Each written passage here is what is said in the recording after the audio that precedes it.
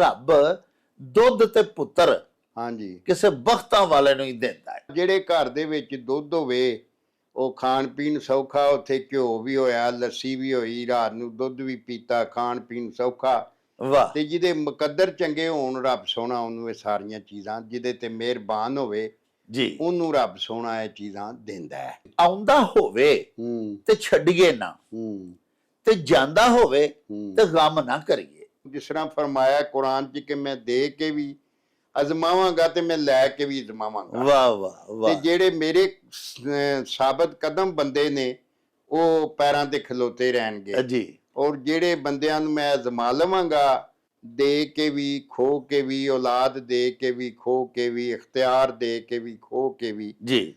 ਤੇ ਜਿਹੜੇ ਬੰਦੇ ਸਾਬਤ ਕਦਮ ਰਹਿਣਦੇ ਉਹਨਾਂ ਤੇ ਮੈਂ ਰਹਿਮਤਾਂ ਦੇ ਬੂਹੇ ਖੋਲ ਦਿਆਂਗਾ। ਔਰ ਝਾਕਦਿਆਂ ਨੂੰ ਰੱਬ ਹਾਂਜੀ ਸੌਣ ਵੀ ਲਾ ਹੀ ਦਿੰਦਾ ਹੈ। ਖਾਨ 'ਚ ਦੱਸਿਆ ਗਿਆ ਕਿ ਬੰਦਾ ਜਿਹੜਾ ਮੁਸ਼ਕਲ ਵਕਤ ਨੂੰ ਬਰਦਾਸ਼ਤ ਸਬਰ ਸ਼ੁਕਰ ਨਾਲ ਕਰ ਲੈਂਦਾ ਹੈ, ਅੱਲਾ ਸੋਹਣੇ ਵੱਲ ਧਿਆਨ ਰੱਖ ਕੇ ਕਿ ਜਿਹੜੇ ਉਹਦੇ ਤੇ ਦਿਨ ਪਏ ਹੁੰਦੇ ਨੇ ਕੋਈ ਮਜਬੂਰੀ ਦੇ, ਉਹਨਾਂ ਨੂੰ ਖਿੜੇ ਮੱਥੇ ਤੇ ਰੱਬ ਦਾ ਸ਼ੁਕਰ ਕਰਦਿਆਂ ਹੋਇਆਂ ਕੱਟ ਲੈਂਦਾ, ਮੁਕਾ ਬੇਲਾ ਲੰਘਾ ਲੈਂਦਾ, ਤੇ ਅੱਲਾ ਸੋਹਣਾ ਅਖੀਰ ਉਹਦੀ ਸੋਹਣੀ ਲੈਂਦਾ। ਸੋਹਣੀ ਲੈਂਦਾ। ਮੱਛੀ ਮੂਲ ਨਾ ਹੋਵੇ ਹੱਛੀ, ਭਾਵੇਂ ਸ਼ੌ ਦਰਿਆਵੇ ਨਾਵੇ।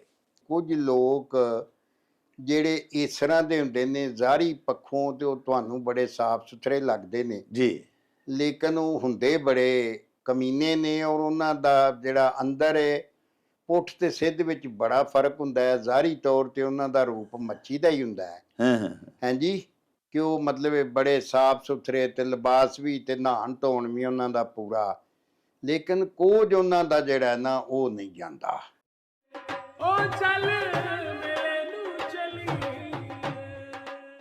ਬਿਸਮਿल्लाहिर्रहमानिर्रहीम।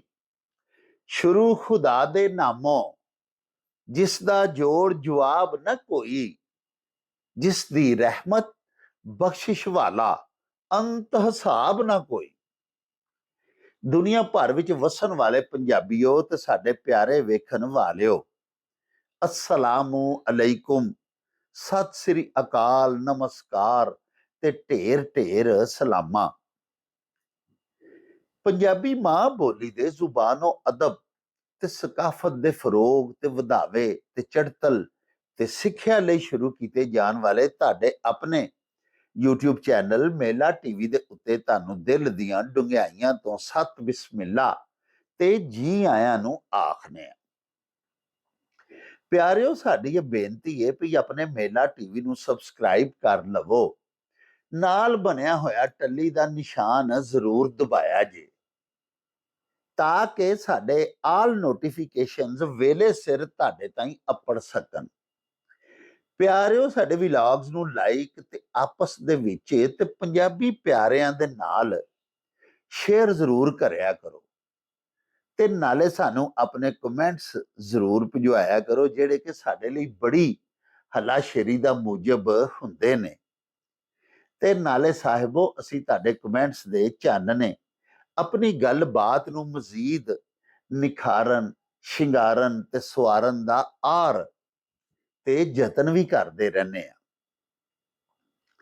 ਸਾਹਿਬੋ, ਅੱਲਾਹ ਪਾਕ ਦੇ ਕਰਮ ਦੇ ਨਾਲ ਤੇ ਤੁਹਾਡੀ ਹਲਾਸ਼ੇਰੀ ਦੀ ਛਤਰ ਛਾਵੇਂ ਪੰਜਾਬੀ ਅਖਾਣਾਂ ਦਾ ਜਿਹੜਾ ਸਿਲਸਿਲਾ ਅਸੀਂ ਤੁਹਾਡੀ ਖਿਦਮਤ ਦੇ ਵਿੱਚ ਪੇਸ਼ ਕਰਨਾ ਸ਼ੁਰੂ ਕੀਤਾ ਹੋਇਆ ਹੈ, ਉਹਦੇ 200 ਐਪੀਸੋਡਸ ਮੁਕੰਮਲ ਹੋ ਚੁੱਕੇ ਨੇ। ਸਾਡੇ ਬਹੁਤ ਸਾਰੇ ਪਿਆਰੇ ਪਿਆਰੇ ਵੇਖਣ ਵਾਲੇ ਪੂਰੀ ਦੁਨੀਆ ਦੇ ਵਿੱਚੋਂ ਸਾਨੂੰ ਅੱਜ ਕੱਲ ਸਾਡੇ 200 ਅਖਾਣਾਂ ਦੇ ਜਿਹੜੇ ਵਲੌਗਸ ਨੇ ਉਹਨਾਂ ਦੀ ਕੰਪਲੀਸ਼ਨ ਦੇ ਉੱਤੇ ਸਾਨੂੰ ਮੁਬਾਰਕਾਂ ਤੇ ਵਧਾਈਆਂ ਦੇ ਰਹੇ ਨੇ। ਪਿਆਰਿਓ, ਬੈਲਜੀਅਮ ਦੇ ਵਿੱਚ ਵਸਦੇ ਨੇ ਸਾਡੇ ਇੱਕ ਪਰਮਾਨੈਂਟ ਵਿਅਰ, ਸਾਡੇ ਬੜੇ ਹੀ ਨਿੱਘੇ ਤੇ ਉੱਗੇ ਸੱਜਣ ਜਨਾਬ ਫਰੀਦ ਯੂਸਫ ਸਾਹਿਬ। ਉਹਨਾਂ ਨੇ ਵੀ ਅੱਜ ਸਾਨੂੰ ਇੱਕ ਬੜਾ ਹੀ ਪਿਆਰਾ ਵੀਡੀਓ ਮੈਸੇਜ ਭਿਜਵਾਇਆ ਹੈ। ਆਓ ਪਹਿਲੇ ਰਲ ਕੇ ਉਹਨਾਂ ਦੀ ਗੱਲਬਾਤ ਸੁਣੀਏ। ਜੀ, ਮੇਲਾ ਟੀਵੀ ਦੇ ਦੇਖਣ ਵਾਲਿਆਂ ਦੀ ਖਿਦਮਤ ਵਿੱਚ ਸਤਿ ਸ੍ਰੀ ਅਕਾਲ ਤੇ ਢੇਰ ਢੇਰ ਸਲਾਮਾਂ।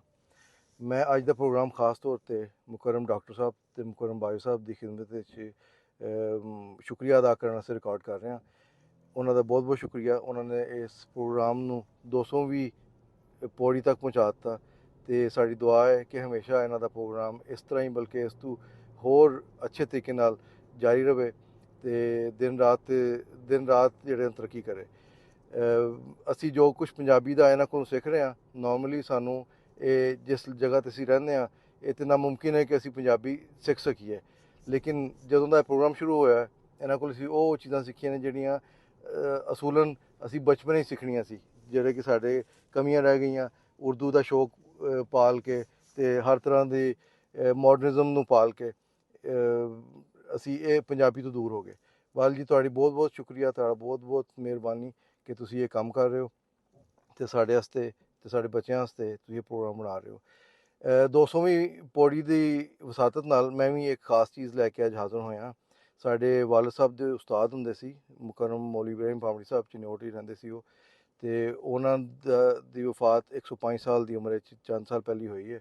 ਮਾਸ਼ਾਅੱਲਾ ਬੜੀ ਉਮਰ ਲੰਮੀ ਪਾਈ ਉਹਨਾਂ ਨੇ। ਤੇ ਉਹਨਾਂ ਦੇ ਨਾਲ ਮੇਰੀ ਮੁਲਾਕਾਤ ਅਕਸਰ ਰਹਿੰਦੀ ਸੀ। ਬੈਲਜੀਅਮ ਤੋਂ ਜਾ ਕੇ ਵੀ ਮੈਂ ਉਹਨਾਂ ਨੂੰ ਸਪੈਸ਼ਲੀ ਇਸ ਵਾਸਤੇ ਮਿਲਦਾ ਸੀ ਕਿ ਮੇਰੇ ਵਾਲਦ ਸਾਹਿਬ ਦੇ ਉਸਤਾਦ ਸੀ ਉਹ, ਤੇ ਅਕੀਦਤ ਦਾ ਇੱਕ ਰਿਸ਼ਤਾ ਸੀ ਉਹਨਾਂ ਨਾਲ। ਤੇ ਉਹਨਾਂ ਦੇ ਕੋਲੋਂ ਮੈਂ ਸੰਨ 2012 ਜਾਂ 13 ਦੀ ਗੱਲ ਹੈ ਇੱਕ ਦਫਾ ਜਾ ਕੇ ਮੁਲਾਕਾਤ ਕੀਤੀ ਤੇ ਮੈਂ ਉਹਨਾਂ ਦੀ ਖਿਦਮਤ ਵਿੱਚ ਅਰਜ਼ ਕੀਤੀ ਕਿ ਮੈਨੂੰ ਕੋਈ ਪੰਜਾਬੀ ਦੀ ਐਸੀ ਗੱਲ ਸੁਣਾਓ ਜਿਹੜੀ ਤੁਸੀਂ ਬਹੁਤ ਸ਼ੌਕ ਨਾਲ ਕਿਸੇ ਕੋਲੋਂ ਸਿੱਖੀ ਹੋਵੇ। ਕਹਿੰਦੇ ਬੇਟੇ ਮੈਂ ਬੜਾ ਖੁਸ਼ ਹੋਇਆ ਤੇਰੀ ਗੱਲ ਸੁਣ ਕੇ, ਮੈਨੂੰ ਅੱਜ ਤੱਕ ਕਿਸੇ ਨੇ ਇਸ ਤਰ੍ਹਾਂ ਨਹੀਂ ਪੁੱਛਿਆ ਤੇ ਮੈਂ ਤੈਨੂੰ ਉਹ ਗੱਲ ਦੱਸਣਾ ਜਿਹੜੀ ਮੈਂ ਆਪਣੇ ਉਸਤਾਦ ਕੋਲੋਂ ਬਚਪਨ ਵਿੱਚ ਇਹੀ ਕਹਿ ਕੇ ਸਿੱਖੀ ਸੀ ਕਿ ਸਾਨੂੰ ਕੋਈ ਪੰਜਾਬੀ ਦੀ ਐਸੀ ਗੱਲ ਸੁਣਾਓ ਜਿਹੜੀ ਸਾਨੂੰ ਮਜ਼ੇਦਾਰ ਤੇ ਉਹਦੀ ਤਫਸੀਲ ਦੱਸੋ ਨਾਲ। ਤੇ ਬਲ ਉਹਨਾਂ ਨੇ ਮੈਨੂੰ ਇੱਕ ਛੋਟੀ ਜਿਹੀ ਗੱਲ ਸੁਣਾਈ, ਨਾਲ ਉਹਨਾਂ ਦੀ ਡਿਟੇਲ ਵੀ ਦੱਸੀ, ਤਫਸੀਲ ਦੱਸੀ, ਉਹਦਾ ਮਤਲਬ ਦੱਸਿਆ। ਤੇ ਮੈਂ ਰਿਕੁਐਸਟ ਕਰਨਾ ਮੁਕਰਮ ਬਾਈ ਸਾਹਿਬ ਨੂੰ ਕਿ ਉਹ ਇਹ ਜਿਹੜਾ ਗੱਲ ਮੈਂ ਸੁਣਾਉਣ ਲੱਗਾ ਇਹਦਾ ਮਤਲਬ ਜਿਹੜਾ ਸਾਡੇ ਦਰਸ਼ਕਾਂ ਨੂੰ ਡਿਟੇਲ ਵਿੱਚ ਕਰਕੇ ਦੱਸਣ। ਤੇ ਉਹ ਗੱਲ ਕੁਛ ਇਸ ਤਰ੍ਹਾਂ ਸੀ, ਉਹ ਮੌਲਵੀ ਸਾਹਿਬ ਫਰਮਾਉਂਦੇ ਨੇ ਕਿ ਤਿਰਤ ਜੋਬਨ 30 ਸਾਲ ਤੇ ਟੱਗਾ 8 ਸਾਲਾ, ਤਿਰਤ ਜੋਬਨ 30 ਸਾਲ ਤੇ ਟੱਗਾ 8 ਸਾਲਾ, ਘੋੜਾ ਜੋਬਨ 15 ਸਾਲ ਜੇ ਮਿਲੇ ਮਸਾਲਾ, ਤੇ ਆਦਮੀ ਜੋਬਨ 100 ਸਾਲ ਜੇ ਰਵੇ ਖੁਸ਼ਹਾਲਾ। ਤੇ ਬਹੁਤ ਹੀ ਮਜ਼ੇਦਾਰ ਗੱਲ ਲੱਗੀ ਮੈਨੂੰ। ਉਹਨਾਂ ਕੋਲ ਮੈਂ ਤਰਜਮਾ ਵੀ ਪੁੱਛਿਆ ਇਹਦੀ ਤਫਸੀਲ ਪੁੱਛੀ, ਉਹਨਾਂ ਨੇ ਬੜੇ ਪਿਆਰ ਨਾਲ ਮੈਨੂੰ ਸਾਰਾ ਸਮਝਾਇਆ। ਤੇ ਵੱਲ ਮੈਨੂੰ ਮੇਰਾ ਦਿਲ ਸੀ ਕਿ ਮੈਂ ਆਪਣੇ ਦੇਖਣ ਵਾਲਿਆਂ ਨੂੰ ਤੱਕ ਹੀ ਗੱਲ ਪਹੁੰਚਾਵਾਂ ਤੇ ਨਾਲ ਸ਼ੁਕਰੀਆ ਅਦਾ ਕਰਾਂ ਮੁਕਰਮ ਡਾਕਟਰ ਸਾਹਿਬ ਦਾ ਵੀ ਤੇ ਬਾਈ ਸਾਹਿਬ ਦਾ ਵੀ ਕਿ ਜਿਸ ਤਰ੍ਹਾਂ ਸਾਡੇ ਉਹ ਪੰਜਾਬੀ ਨੂੰ ਵਧਾਉਣ ਵਾਸਤੇ ਪੰਜਾਬੀ ਦੀ ਖਿਦਮਤ ਕਰ ਰਹੇ ਨੇ, ਉਹ ਕਾਬਿਲ ਸਤਾਇਸ਼ ਹੈ। ਅਸੀਂ ਇਹ ਕੰਮ ਨਹੀਂ ਕਰ ਸਕਦੇ ਲੇਕਿਨ ਤੁਸੀਂ ਕਰ ਰਹੇ ਹੋ ਤੇ ਸਾਨੂੰ ਬਹੁਤ ਖੁਸ਼ੀ ਹੈ। ਤੇ ਉਸ ਵਜ੍ਹਾ ਤੋਂ ਅਸੀਂ ਇਹ ਗੱਲ ਕਰ ਸਕਦੇ ਹਾਂ ਕਿ ਆਪਣੇ ਦੋਸਤਾਂ ਨੂੰ ਕਹਿੰਦੇ ਹਾਂ ਕਿ ਤੁਹਾਡਾ ਪ੍ਰੋਗਰਾਮ ਸਬਸਕ੍ਰਾਈਬ ਕਰਨ, ਪੰਜਾਬੀ ਜਿਹੜਾ ਮੇਲਾ ਟੀਵੀ ਹੈ ਉਹਨੂੰ ਸਬਸਕ੍ਰਾਈਬ ਕਰਨ ਤੇ ਜ਼ਿਆਦਾ ਤੋਂ ਜ਼ਿਆਦਾ ਆਪਣੇ ਦੋਸਤਾਂ ਪਿਆਰਾਂ ਨਾਲ ਸ਼ੇਅਰ ਕਰਨ ਤੇ ਇਹਨੂੰ ਵਧਾਉਣ ਵਿੱਚ ਆਪਣਾ ਹੱਥ ਵਟਾਉਣ। ਤੇ ਬੜੀ ਮਿਹਰਬਾਨੀ। ਇਨਸ਼ਾਅੱਲਾ ਨੈਕਸਟ ਕਿਸੇ ਹੋਰ ਵੀਡੀਓ 'ਚ ਮੁਲਾਕਾਤ ਹੋਏਗੀ। ਖੁਦਾ ਹਾਫਿਜ਼। ਲੋ ਜੀ ਸਾਹਿਬੋ, ਤੁਸੀਂ ਸਾਡੇ ਬੈਲਜੀਅਮ ਦੇ ਵਿੱਚ ਮੁਕੀਮ ਬੜੇ ਹੀ ਪਿਆਰੇ ਵੀਰ ਤੇ ਸਾਡੇ ਪਰਮਾਨੈਂਟ ਵਿਊਅਰ ਜਨਾਬ ਫਰੀਦ ਯੂਸਫ ਹੋਰਾਂ ਦੀਆਂ ਗੱਲਾਂ ਬਾਤਾਂ ਸੁਣੀਆਂ।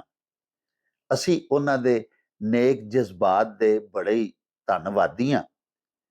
ਪਿਆਰਿਓ, ਆਓ ਹੁਣ ਚੱਲੀਏ ਤੁਹਾਡੇ ਭੇਜੇ ਹੋਏ ਸਵਾਲ ਤੇ ਤੁਹਾਡੇ ਅਖਾਣ ਲੈ ਕੇ ਬਾਬਾ ਜੀ ਇਹਸਾਨ ਬਾਜਵਾ ਹੋਰਾਂ ਦੇ ਕੋਲ, ਉਹਨਾਂ ਦੇ ਪਿੰਡ ਗਖੜਵਾਲੀ, ਤੇ ਬਾਕੀ ਗੱਲਾਂ ਬਾਤਾਂ ਉੱਥੇ ਹੀ ਪੁੱਜ ਕੇ ਤੁਹਾਡੇ ਨਾਲ ਸਾਂਝੀਆਂ ਕਰਾਂਗੇ। ਆਓ ਸਾਡੇ ਨਾਲ।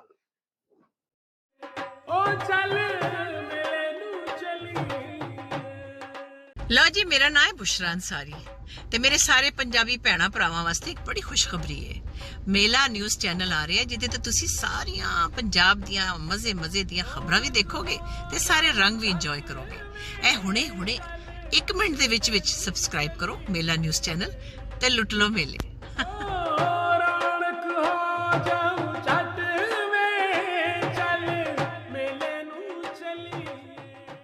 अस्सलाम वालेकुम जनाब बाजवा साहब जी बिस्मिल्लाह जी। डॉक्टर साहब खैरियां हो जनाब, की हाल चाल है? ठीक ठाक हो, राजी हो? अल्लाह पाक दा एहसान है जनाब, तुहाड़ियां दुआवां ने मुर्शद।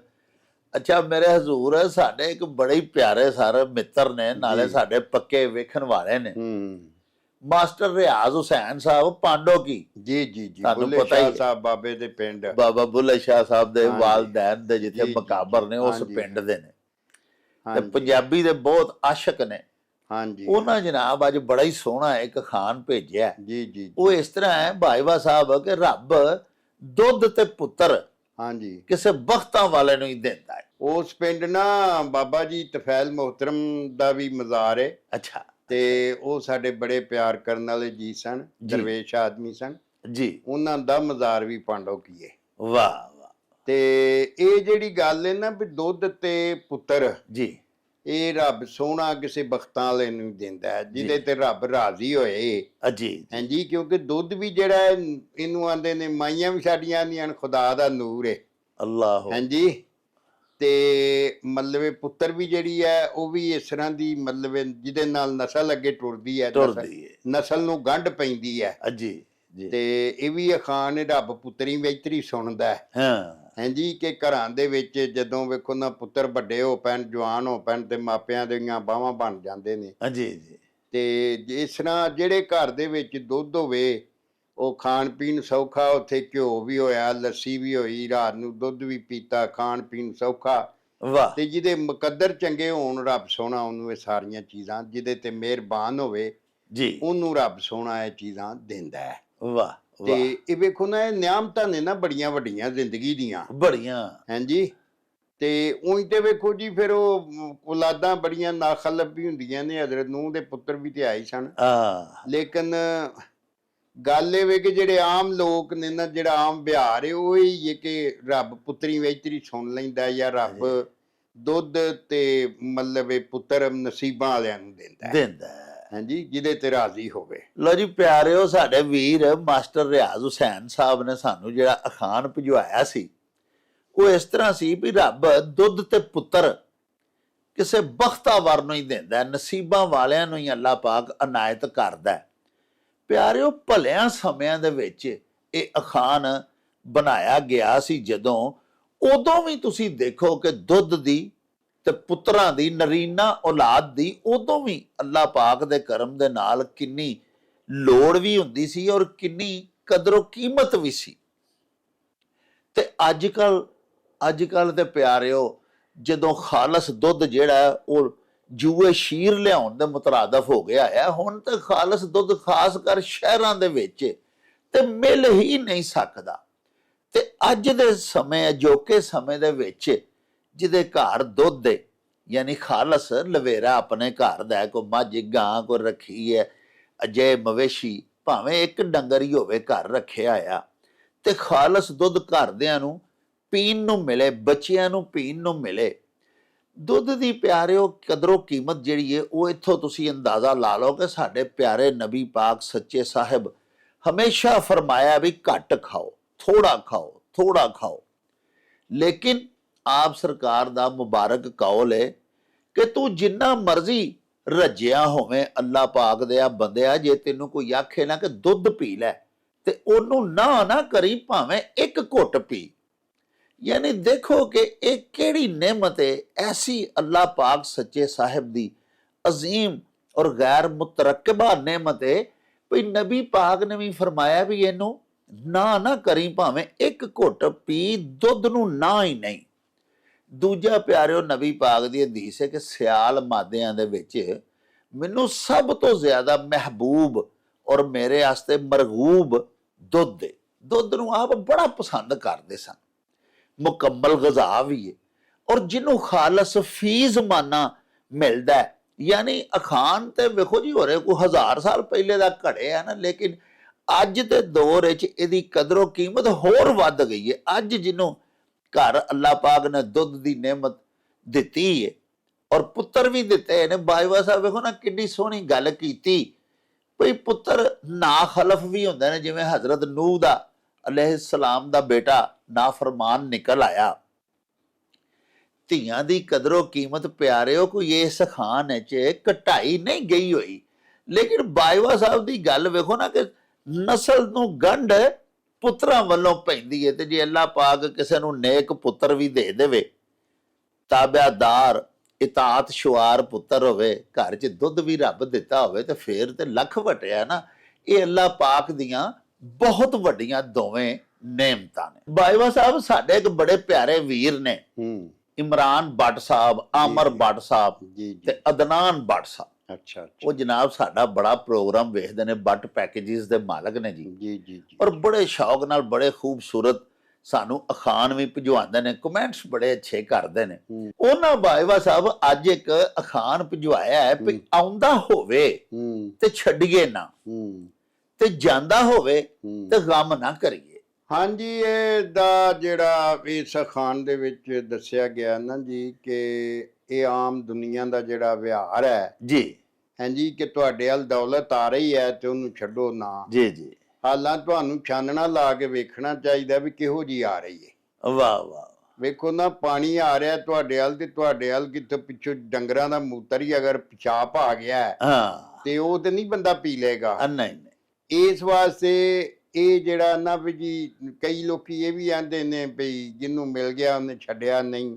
ਹਾਂ ਹਾਂਜੀ, ਤੇ ਜਦੋਂ ਜਾਂਦਾ ਹੋਵੇ ਤੇ ਫਿਰ ਪਛਤਾਵੀਏ ਨਾ। ਹਾਂ, ਤੇ ਕੁਦਰਤ ਦਾ ਨਿਜ਼ਾਮ ਹੈ, ਵੇਖੋ ਨਾ, ਜਿਹੜੀ ਸ਼ਾਇਦ ਚਲੀ ਜਾਣੀ ਉਹ ਵੀ ਤੁਹਾਡੇ ਵੱਸ 'ਚ ਨਹੀਂ, ਆਹਾ, ਤੇ ਜਿਹੜੀ ਆਉਣ ਵਾਲੀ ਹੈ ਉਹ ਵੀ ਤੁਹਾਡੇ ਵੱਸ 'ਚ ਨਹੀਂ। ਵਾਸਤੇ ਸਾਰਾ ਅੱਲਾ ਸੋਹਣੇ ਦਾ ਹੈ। ਵਾਹ, ਜੇ ਉਹ ਰਿਜ਼ਕ ਦਿੰਦਾ ਹੈ, ਲੇਕਿਨ ਉੱਥੇ ਪਛਾਣ ਕਰਨੀ ਤੁਹਾਡੀ ਜ਼ਿੰਮੇਵਾਰੀ ਹੈ।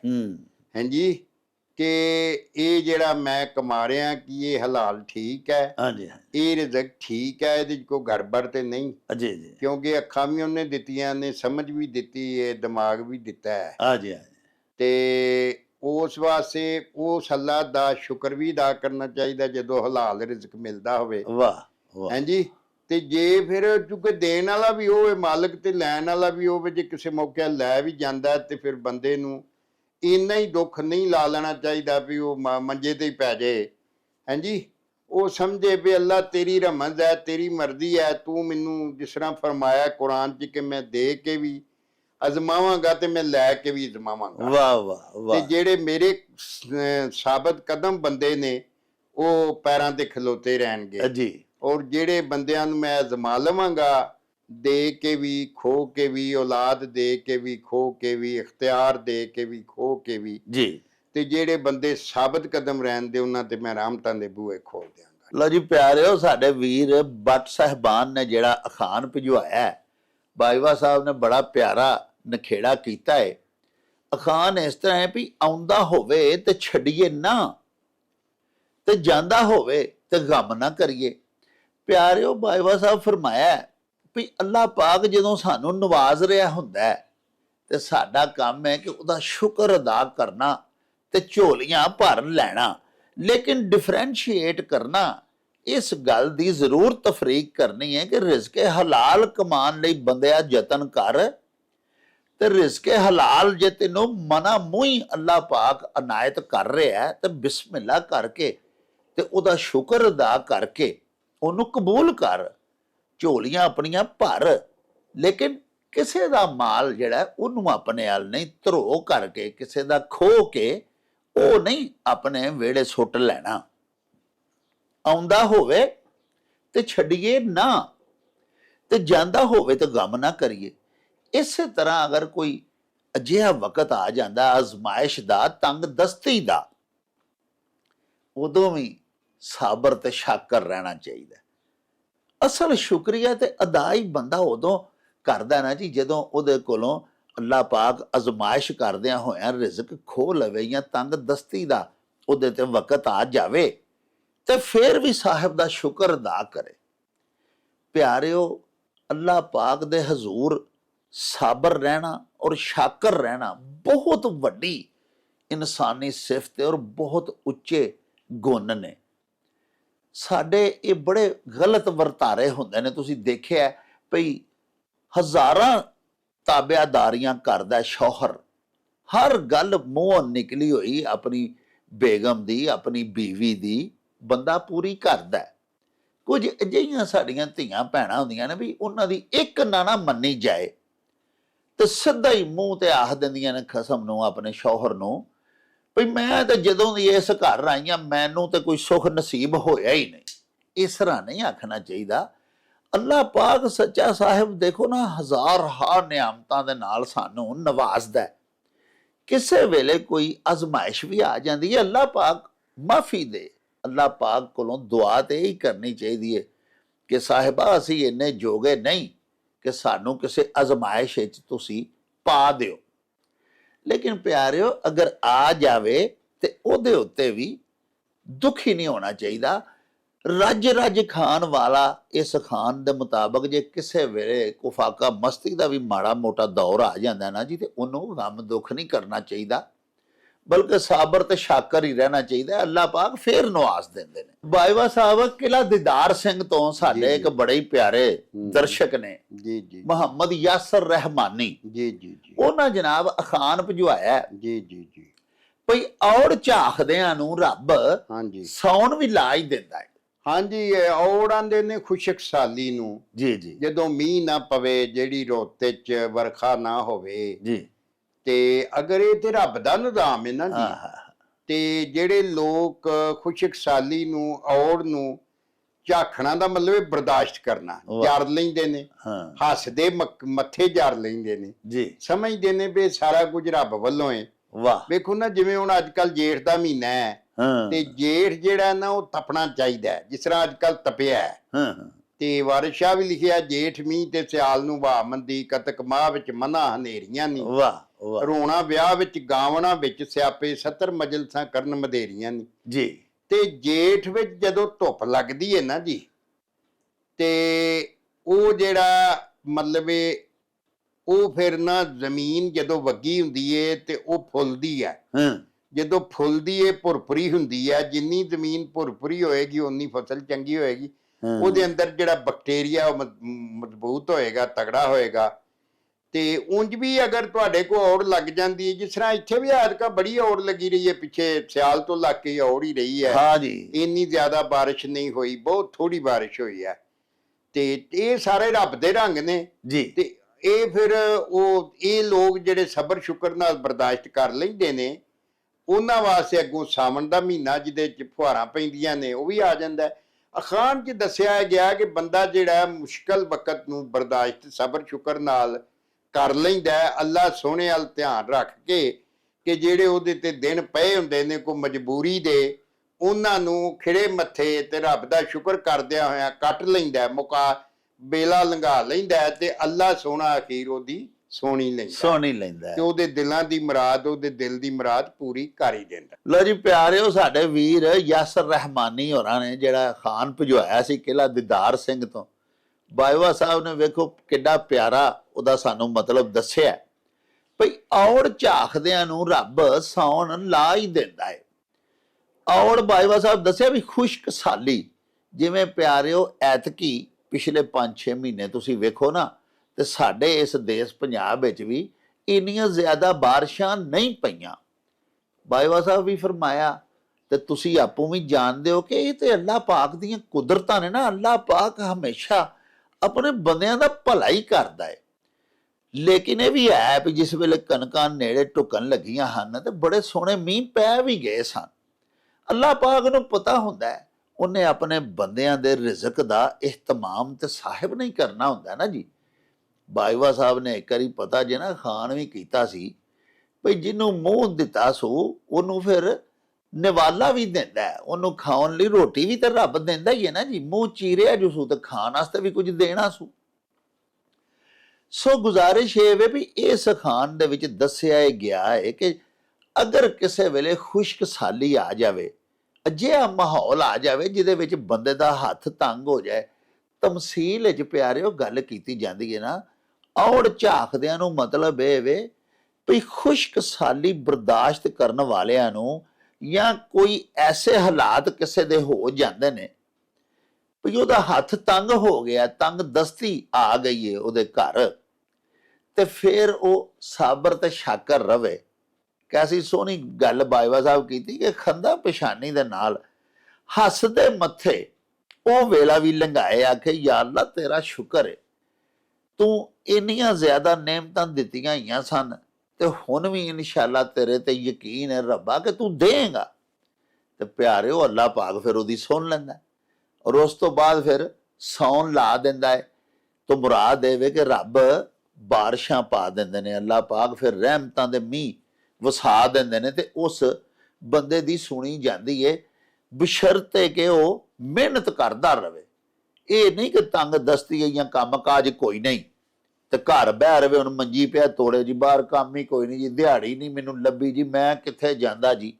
ਨਹੀਂ ਨਹੀਂ, ਨਮਾਜ਼ ਪੜ੍ਹ ਕੇ ਅੱਲਾਹ ਪਾਕ ਦੇ ਨਬੀ ਪਾਕ ਨੇ ਫਰਮਾਇਆ ਕਿ ਸੁਬਹ ਦੀ ਨਮਾਜ਼ ਪੜ੍ਹ ਕੇ ਨਮਾਜ਼ ਫਜਰ ਤੋਂ ਬਾਅਦ ਰਿਜ਼ਕ ਦੀ ਤਲਾਸ਼ ਵਿੱਚ ਘਰੋਂ ਬਾਹਰ ਨਿਕਲ ਜਾਓ। ਹੁਕਮ ਜੀ ਉਹ ਨਬੀ ਪਾਕ ਦਾ, ਤੇ ਬਾਹਰ ਤੇ ਜਾਣਾ ਚਾਹੀਦਾ ਨਾ, ਅੱਗੋਂ ਰਿਜ਼ਕ ਦੇਣਾ ਉਹਦਾ ਕੰਮ ਹੈ। ਘਰ ਬੈਠੇ ਆ ਬੰਦਾ ਜਿਹੜਾ ਨਾ ਜੀ, ਉਹ ਤੇ ਫਿਰ ਬੇਕਾਰ ਹੋ ਗਿਆ ਨਾ, ਇਹ ਗੱਲ ਚੰਗੀ ਨਹੀਂ।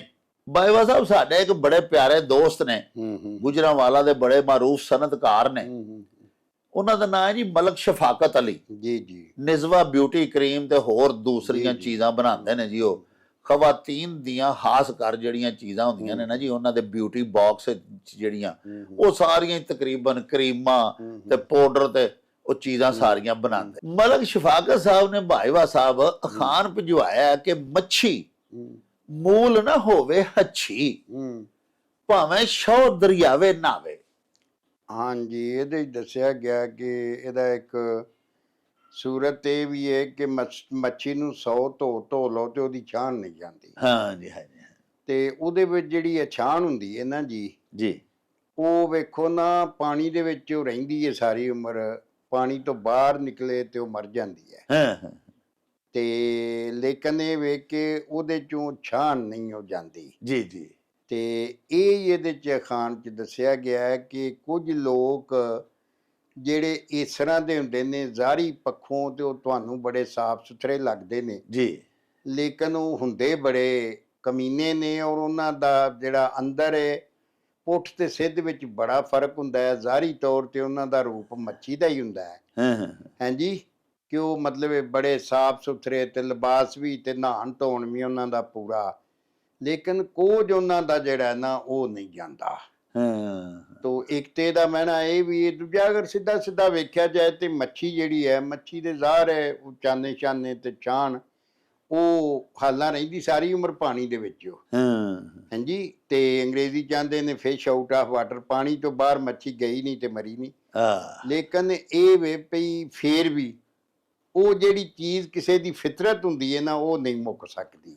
ਹਾਂਜੀ, ਜੋ ਮਰਜ਼ੀ ਉਹਨੂੰ ਤੁਸੀਂ ਮਤਲਬ ਤੁਸੀਂ ਬਦਲ ਨਹੀਂ ਸਕਦੇ। ਲਓ ਜੀ ਪਿਆਰਿਓ, ਵੇਖੋ ਕਿੱਡਾ ਸੋਹਣਾ ਮਲਕ ਸ਼ਫਾਕਤ ਸਾਹਿਬ ਨੇ ਖਾਨ ਭਿਜਵਾਇਆ ਕਿ ਮੱਛੀ ਮੂਲ ਨਾ ਹੋਵੇ ਹੱਛੀ, ਭਾਵੇਂ ਨਾਵੇ ਸ਼ੌ ਦਰਿਆਵੇ।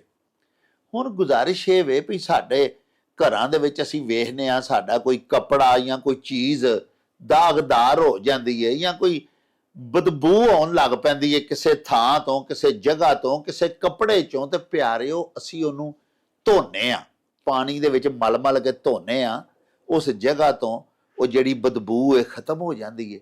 ਉਹ ਕੱਪੜੇ ਨੂੰ ਕੋਈ ਦਾਗ ਲੱਗਾ ਹੋਵੇ, ਕੋਈ ਕੱਪੜੇ ਦੇ ਵਿੱਚੋਂ ਕੋਈ ਆਫੈਂਸਿਵ ਬਦਬੂ ਆ ਰਹੀ ਹੋਵੇ, ਖਤਮ ਹੋ ਜਾਂਦੀ ਹੈ। ਯਾਨੀ ਪਾਣੀ ਦੀ ਇਹ ਕਰਾਮਤ ਹੈ ਕਿ ਦਾਗ ਸਾਫ਼ ਕਰ ਦਿੰਦਾ ਹੈ, ਬੋਸ਼ ਉਹ ਖਤਮ ਕਰ ਦਿੰਦਾ ਹੈ। ਲੇਕਿਨ ਵੇਖੋ ਨਾ ਬਾਈਵਾ ਸਾਹਿਬ ਕਿਹਾ ਕਿ ਮੱਛੀ ਤੇ ਜੰਮਦੀ ਹੋਈ ਪਾਣੀ 'ਚ, ਤੇ ਫਿਰ ਸਾਰੀ ਜ਼ਿੰਦਗੀ ਜਿੰਨੀ ਦੇਰ ਤੱਕ ਉਹਦੀ ਹਯਾਤੀ ਮੁੱਕਦੀ ਨਹੀਂ, ਜਾਂ ਉਹਨੂੰ ਅਸੀਂ ਫੜਦੇ ਨਹੀਂ, ਸ਼ਿਕਾਰ ਨਹੀਂ ਉਹਦਾ ਕਰ ਲੈਂਦੇ, ਉਹਨੂੰ ਜਾਲ ਦੇ ਵਿੱਚ ਫੜ ਕੇ ਘਰ ਨਹੀਂ ਲੈ ਆਉਂਦੇ, ਉਦੋਂ ਤਾਈਂ ਉਹ ਪਾਣੀ ਦੇ ਵਿੱਚ ਹੀ ਰਹਿੰਦੀ ਹੈ ਨਾ। ਲੇਕਿਨ ਉਹਦੇ ਪਿੰਡੇ ਦੇ ਵਿੱਚੋਂ, ਉਹਦੇ ਜਿਸਮ ਦੇ ਵਿੱਚੋਂ ਆਉਣ ਵਾਲੀ ਜਿਹੜੀ ਉਛਾਣ ਹੈ, ਉਹਨੂੰ ਪਾਣੀ ਖਤਮ ਨਹੀਂ ਕਰ ਸਕਦਾ। ਕਿਉਂ? ਇਸ ਵਾਸਤੇ ਪਿਆਰਿਓ ਕਿ ਉਹਦੀ ਸ੍ਰਿਸ਼ਟ ਵਿੱਚ, ਉਹਦੀ ਫਿਤਰਤ ਦੇ ਵਿੱਚ ਹੀ ਨਾ ਸਾਈਂ ਨੇ, ਅੱਲਾਹ ਪਾਕ ਸੱਚੇ ਸਾਹਿਬ ਨੇ, ਖਾਲਕ ਨੇ ਇੱਕ ਖਾਸ ਕਿਸਮ ਦੀ ਸਮੈਲ ਰੱਖ ਦਿੱਤੀ ਹੋਈ ਹੈ। ਹੁਣ ਸਾਰੀ ਜ਼ਿੰਦਗੀ ਪਾਣੀ ਦੇ ਵਿੱਚ ਰਹਿਣ ਦੇ ਬਾਵਜੂਦ ਉਹ ਖਤਮ ਨਹੀਂ ਹੋ ਸਕਦੀ। ਦੂਜੇ ਲਫ਼ਜ਼ਾਂ 'ਚ ਇਸ ਖਾਨ 'ਚ ਸਾਨੂੰ ਇਹ ਵੀ ਦੱਸਿਆ ਗਿਆ ਹੈ ਕਿ ਫਿਤਰਤਾਂ ਔਰ ਸ੍ਰਿਸ਼ਟ ਜਿਹੜੀ ਹੈ ਨਾ, ਨੇਚਰ ਅਟੱਲ ਹੁੰਦੀ ਹੈ, ਉਹਦੇ 'ਚ ਕੋਈ ਤਬਦੀਲੀ ਨਹੀਂ ਆ ਸਕਦੀ, ਉਹ ਉਸੇ ਤਰ੍ਹਾਂ ਹੀ ਰਹਿੰਦੀ ਹੈ। ਹੁਣ ਪਾਣੀ ਦੇਖੋ ਤੁਸੀਂ, ਸ਼ੌ ਦਰਿਆ ਦਾ ਪਾਣੀ, ਉਹਦੇ ਵਿੱਚ ਰਹਿਣ ਦੇ ਬਾਵਜੂਦ ਜਿਸ ਤਰ੍ਹਾਂ ਮੱਛੀ ਦੇ ਜਿਸਮ ਵਿੱਚ ਜਿਹੜੀ ਸਮੈਲ ਹੈ ਉਹ ਖਤਮ ਨਹੀਂ ਹੁੰਦੀ, ਇਸੇ ਤਰ੍ਹਾਂ ਹੀ ਪਿਆਰਿਓ ਬੜੇ ਬੜੇ ਨੇਕ ਨਾਮ, ਬੜੇ ਬੜੇ ਆਲਿਮ, ਬੜੇ ਬੜੇ ਫਾਜ਼ਲ ਲੋਕਾਂ ਦੇ ਵਿੱਚ ਵੀ ਬੈਠਣ ਵਾਲਾ ਜਿਹੜਾ ਬਦ ਫਿਤਰਤ ਆਦਮੀ ਹੈ ਨਾ ਜੀ, ਉਹਦੀ ਫਿਤਰਤ ਨਹੀਂ ਬਦਲਦੀ। ਅੱਲਾਹ ਪਾਕ ਸੱਚੇ ਸਾਹਿਬ ਦਾ ਇਹਸਾਨ ਹੋਵੇ, ਕਰਮ ਹੋਵੇ, ਰੱਬ ਸ਼ਹਿਨशाह ਮਿਹਰਬਾਨ ਹੋ ਜਾਏ ਤੇ ਫੇਰ ਹੀ ਹੈ ਬਦਲ ਜਾਏ। ਨਹੀਂ ਤੇ ਤੁਸੀਂ ਦੇਖ ਲਵੋ ਕਿ ਅਬੂ ਜੇਲ ਵਰਗੇ ਪਿਆਰੇ ਨਬੀ ਪਾਕ ਦੇ ਜ਼ਮਾਨੇ ਦੇ ਵਿੱਚ ਹੋਏ, ਲੇਕਿਨ ਉਹ ਮੁਸਲਮਾਨ ਨਾ ਹੋ ਸਕੇ, ਕਿਉਂਕਿ ਜਿੰਨੀ ਦੇਰ ਰੱਬ ਦੀ ਮਿਹਰ ਨਾ ਹੋਵੇ, ਰੱਬ ਦਾ ਕਰਮ ਨਾ ਹੋਵੇ ਪਿਆਰਿਓ, ਤੇ ਉਹ ਵਾਕਈ ਫਿਤਰਤਾਂ ਨਹੀਂ ਬਦਲਦੀਆਂ। ਇਹ ਸਾਨੂੰ ਇਸ ਖਾਨ 'ਚ ਪੱਕੀ ਕੀਤੀ ਗਈ ਹੋਈ ਹੈ। ਸਾਹਿਬੋ, ਇਹਦੇ ਨਾਲ ਹੀ ਸਾਡੇ ਇਸ ਵਿਲਾਗ ਦਾ ਸਮਾਂ ਬੀਤ ਗਿਆ ਹੈ। ਲੈ ਯਾਰ ਹਵਾਲੇ ਰੱਬ ਦੇ ਤੇ ਮੇਲੇ 4 ਦਿਨਾਂ ਦੇ। ਉਸ ਦਿਨ ਈਦ ਮੁਬਾਰਕ ਹੋਸੀ, ਜਿਸ ਦਿਨ ਫੇਰ ਮਿਲਾਂਗੇ। ਰੱਬ ਰਾਖਾ ਤੇ ਅੱਲਾ ਬੇਲੀ। ਓ ਚੱਲ ਮੇਲੇ ਨੂੰ ਚਲੀਏ।